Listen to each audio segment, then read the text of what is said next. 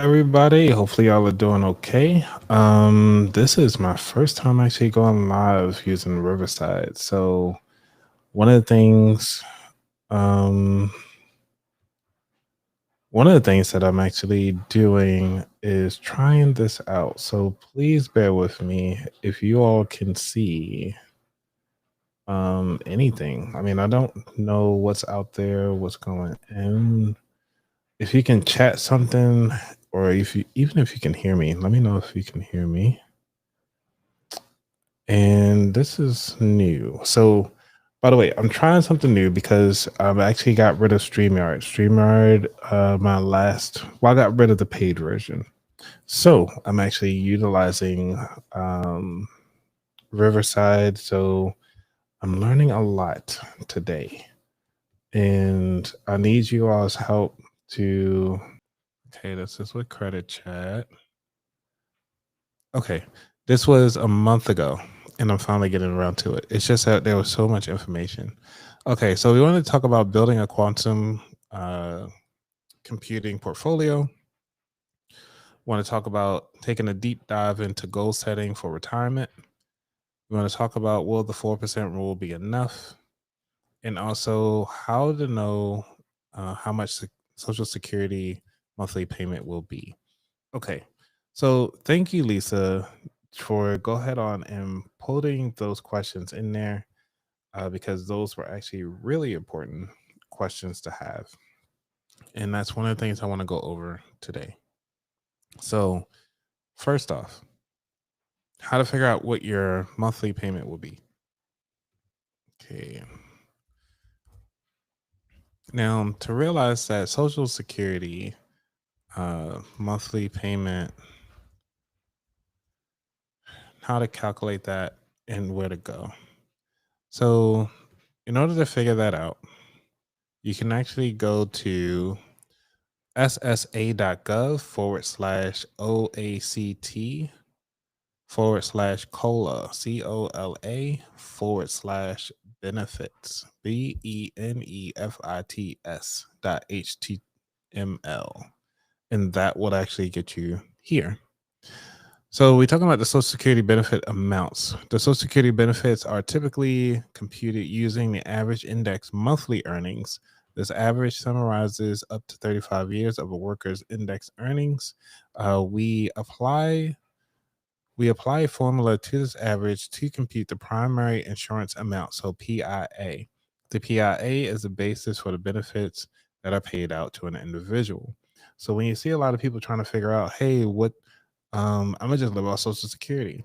You got to remember, if you weren't working that long, this is something that could actually impact you, and need to figure out how in the world are you going to uh, take advantage of having these calculations. Because if you haven't been working for 35 years, you're not going to see the full impact, and also it's based on everything. So this is how they come with the formula.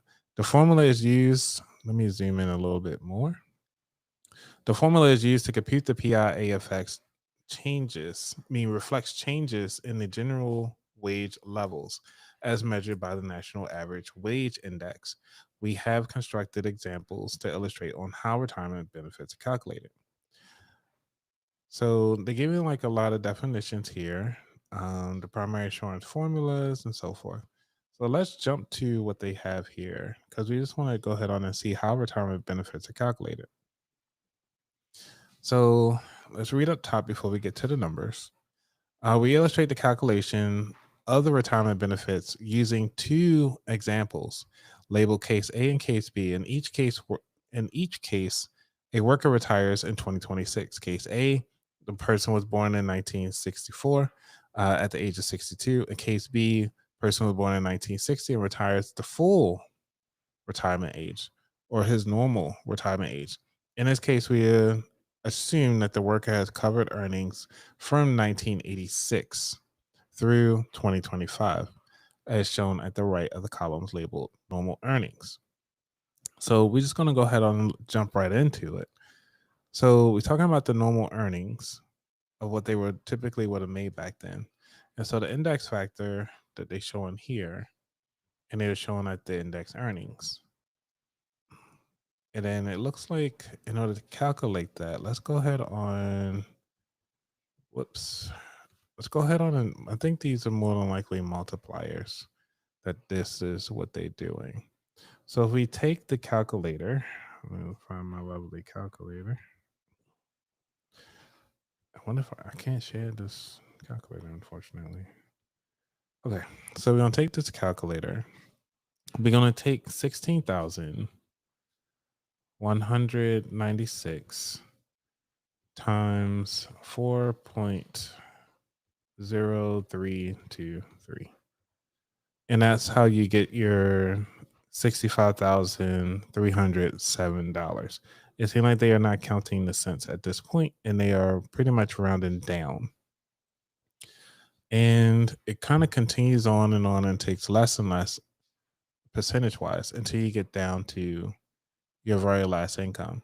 Now, if they were only making 75,000, like person A versus 76,000 for person B, you're looking at the highest total amount of 2 million for person A, 2.4 million versus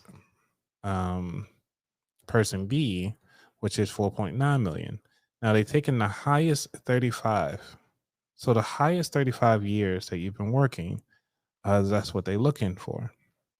And that's how they can come up with your AIME number. And your AIME, let's go back, is where they were talking about your average index monthly earnings, which is here.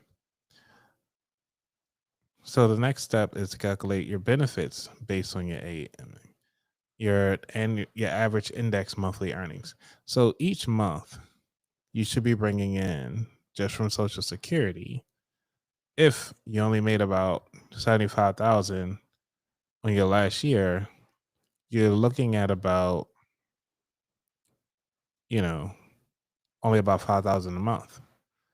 But if you're a high earner, like person B, you can be looking at about 11,000. And this is if you actually were going to your retirement age full on. So as you see, this person already started off, person B started off at a high income early on.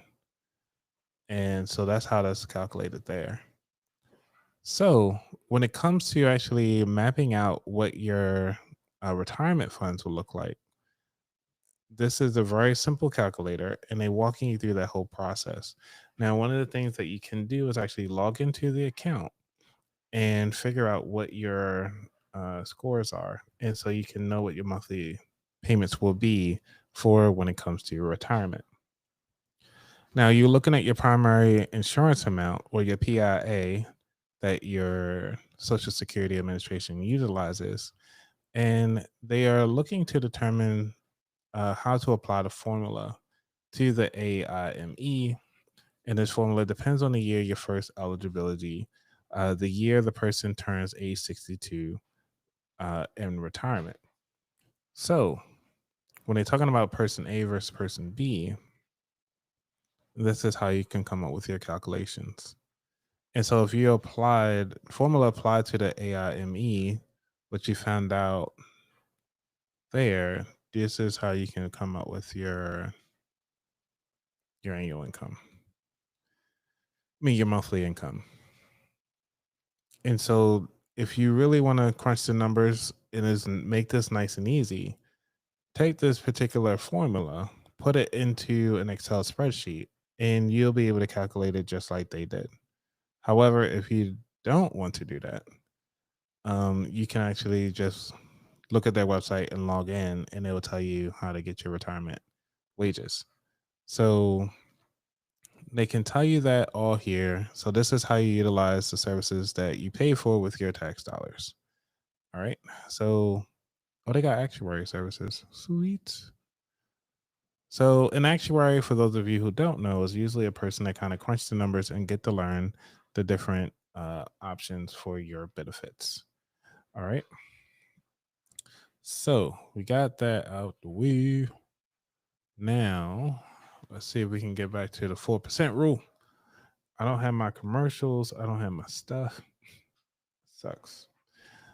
Um, wonder if I can upload, if I can find my old commercials. Because I did so many things back in the day.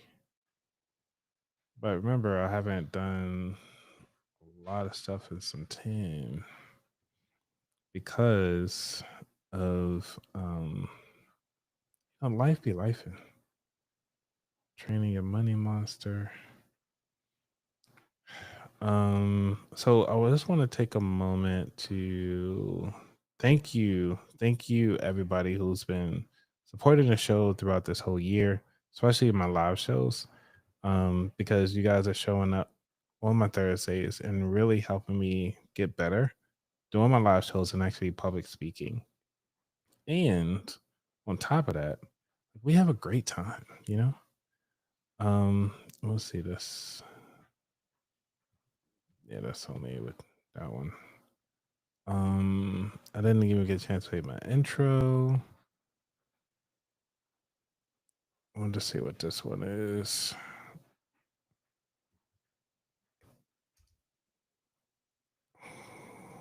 Why is it all hours and change?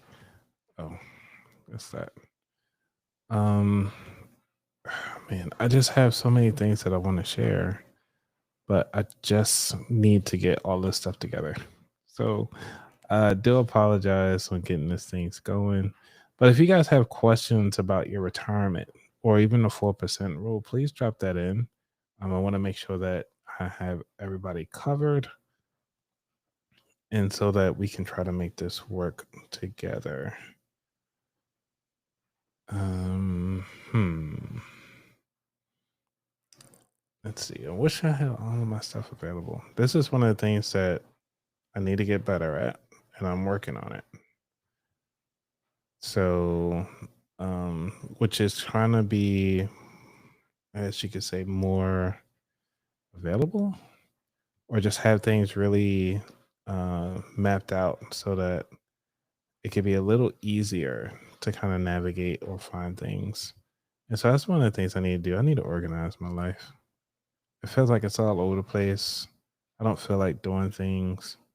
Um, life be life, and I'm just tired sometimes, and just trying to figure out like what should I be doing. Okay, so I found my live clip. I'm gonna open that one, see if I can throw that in there. Oh my gosh. So the file's too big. It's like I can't win. How am I supposed to live with all this stuff not working? I do have to say that StreamYard did make me feel like everything was set up, ready to go, nice and easy. And it is clearly has the live streaming plug and play in lockdown. So playing around with this particular Riverside live, it's going to take me some time to get better at it. And I really do appreciate y'all sticking with me to trying to get this done. Let me see if I can do this. Add that. Okay. Then I'm gonna try to add something else.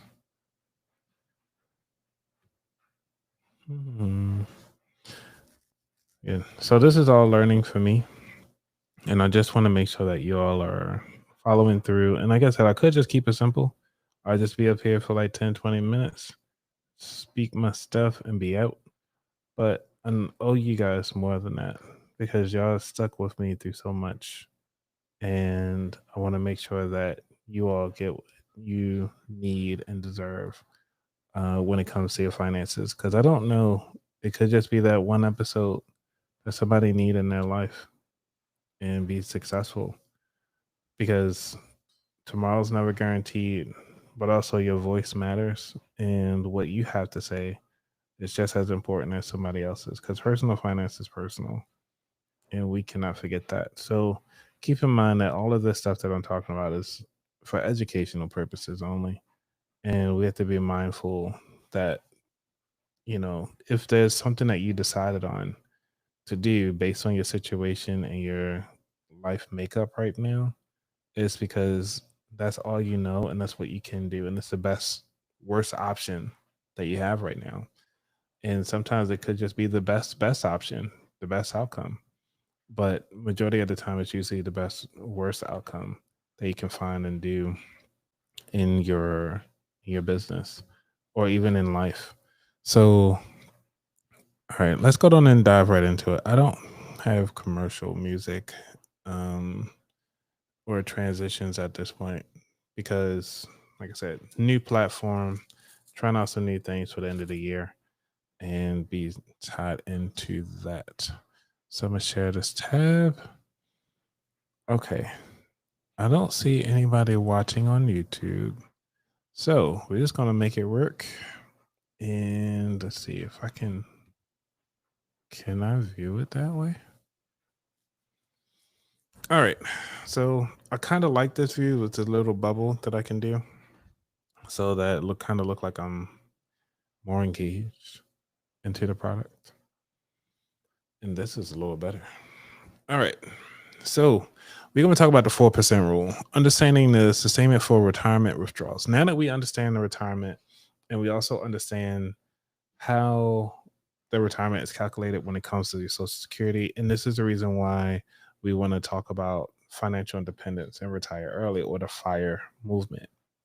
Now, having the understanding of what FIRE is, it's just really having the money to kind of walk away from your 9 to 5. So work is now become optional.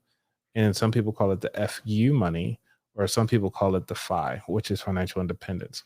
Now, when it comes to the retire early part, a lot of people, especially in the financial community, has dropped that part and started focusing on how much money that you need to kind of retire. Now, once you understand that retirement amount, and you always hear FI this, FI that, the next thing that usually follow up with that is, well, then now I have this money. How do I withdraw some of that money? And the way you do that is by talking about the 4% rule. And that's where this comes into play. So, we're going to talk about how to calculate the 4% rule. And it usually has been a proven guideline that this is the way it's going to be. That it usually lasts about 30 years when done properly, utilizing the 4% rule guideline. So, what is it? The 4% rule is a retirement plan guide that helps determine how much you can safely withdraw from your savings account. So, if you look at it, you can say about, okay, cool. I hit my retirement account number, and then now I'm gonna start taking out 4%. So this is how it works. You're just taking out the 4% of your total savings in year one.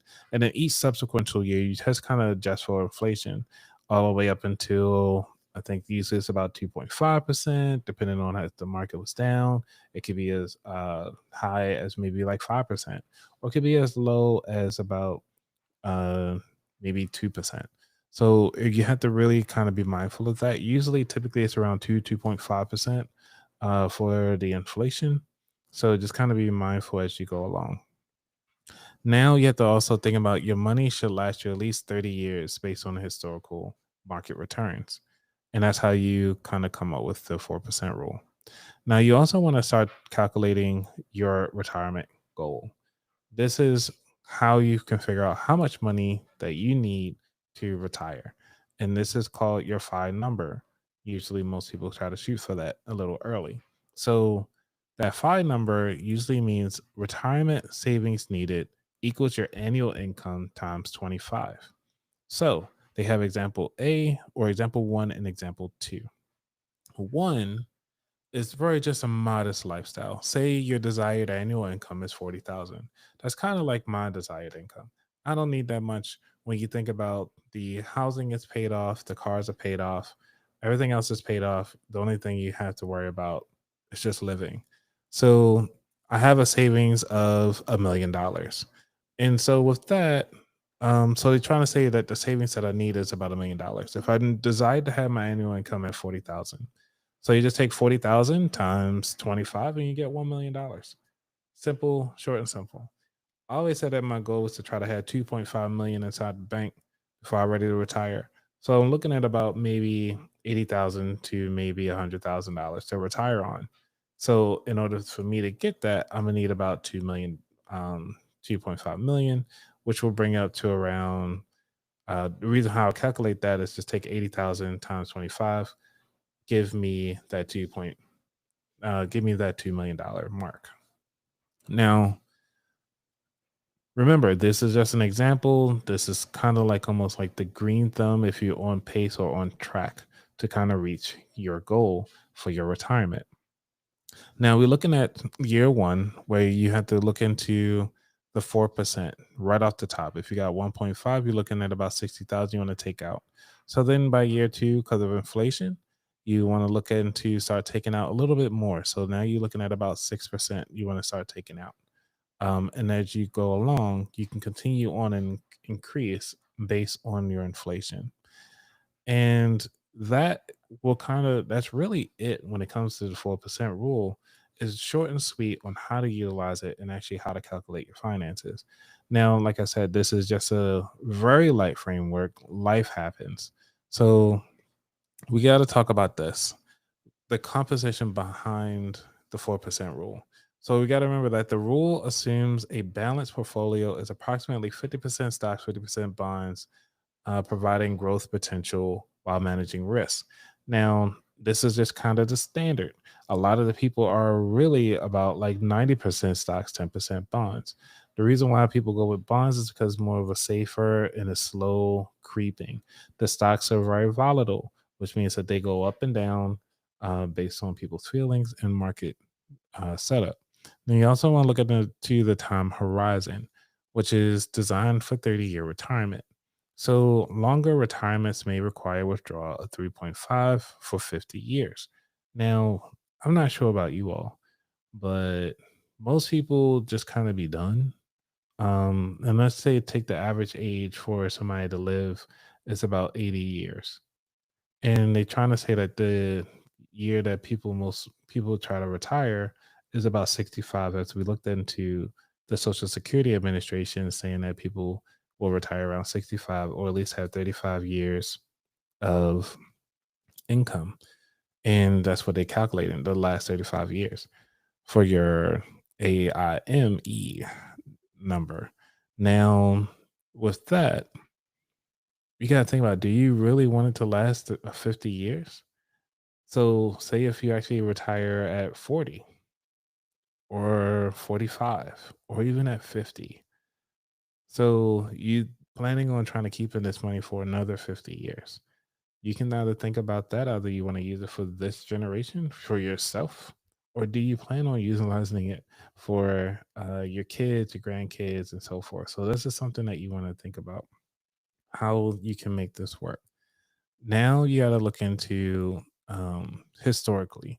So the historical returns from they go from 1929 to 1976, assuming that the returns of stocks are about 10% and 5% for bonds, meaning that you should at least have a 10% growth in your portfolio each year, along with the 5% portfolio bump for your bonds. Again, very hand wavy, and from a historical stance, that make the most sense. So, here are the updated rules when it comes to based on 2024, 2025 numbers, is that the 4% rule doesn't really work. And this comes to talking about how Morningstar research shows that the 3.7% safe withdrawal rate for 2025 due to higher quality, mean higher equity valuations in the current market conditions seems to be pretty low. That's very conservative. And that's something, if that's what you like, then that might work for you. When it comes to doing something more aggressive, you're looking closer to that 5% rule because of the international and small cap stocks that are actually pretty doing a great return right now. And obviously, they got a moderate middle ground that you can play around with, which is around 4.2 to 5.1% rates. And those are adjusted mostly for the market based on performance. So try to look into some of those.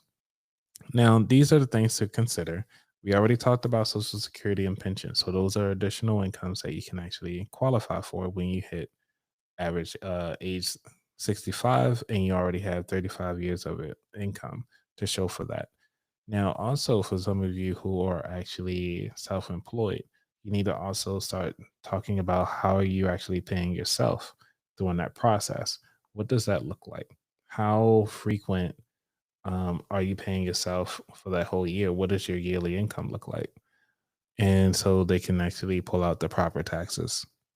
So they're talking about taxes. So the withdrawals for the traditional retirement accounts are typically taxable as ordinary income. So when you're withdrawing this money, you're getting taxed at that particular tax bracket. That's something to kind of think about as you move forward. Now, market timing risk. This is very important to understand.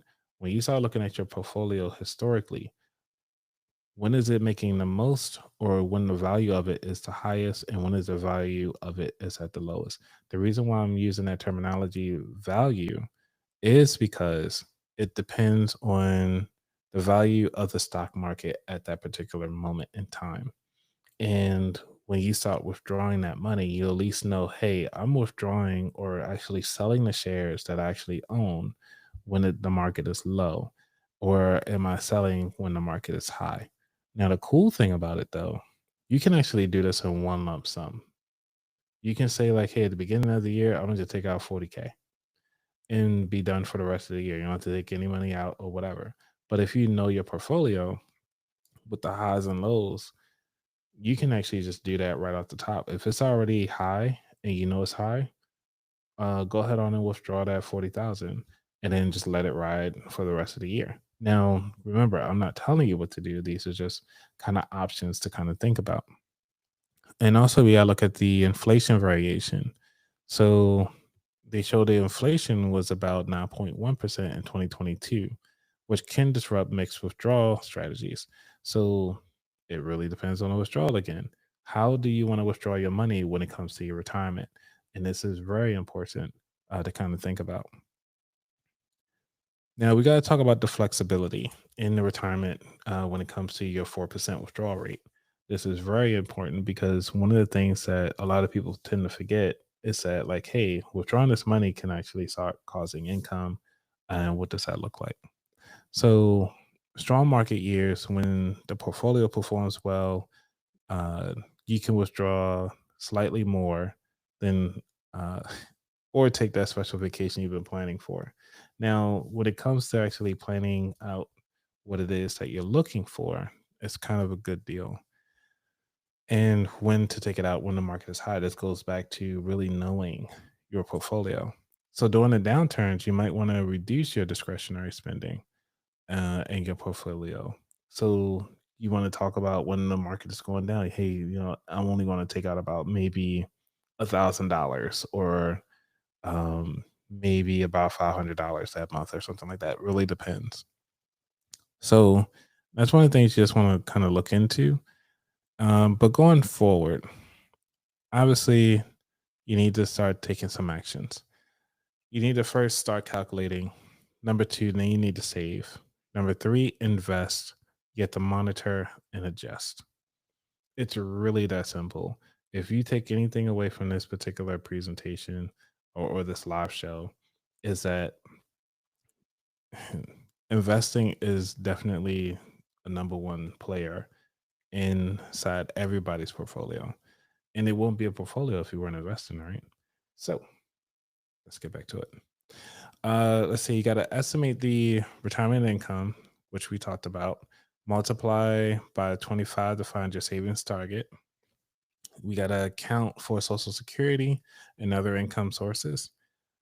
I try not to account for those and just trying to build everything off the back, what you got, and try to work that out. Try not to plan for Social Security because it's never, ever enough from what I hear that it will sustain you for your life. Now, however, there are some other things I want to talk about in the next live show, which is how can you get a spouse who left you their social security.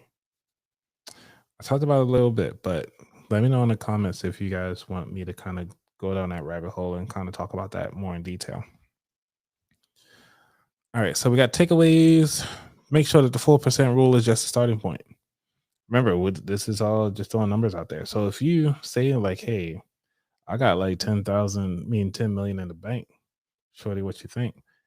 You can go ahead on and start withdrawing a little bit more than that 4%. Just remember, your tax brackets are going to be probably the same as it were when you're working, or it could be a lot less. So it really depends on how much you take away, but also talk to your tax professional about those particular strategies. Consider all income sources.